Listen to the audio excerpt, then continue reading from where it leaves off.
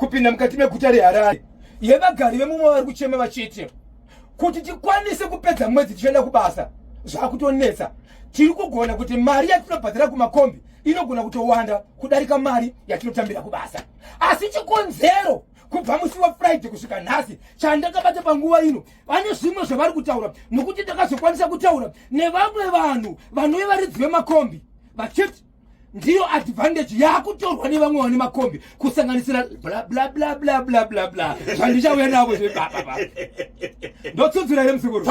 sikutukanere sikutukanere ndiite sei tinhumurani vagari vekwaziko pana sabhuku aita dambudziko rekuti kanzuro ine nzvimbo dzaikapfegera vanhu ndo mastendi zviri pamutemo nokuti ndo varidzi venzvimboko but kune umwe sabhuku atori nedunhu rake ragadzika ikoko nepasi petambo dzemagetsi pese pazara vanhu ivo vanhu vacho vari kupiwa mastendi ipapo mukomba KP hambere kuti unoona munhu achinopiwa stendi mumutemo achibvuma kuti ari kuziva kuti November vanji mapopoba vanhuka baba ndine nyaya yekumasvingo yemunhu akapinda muvillage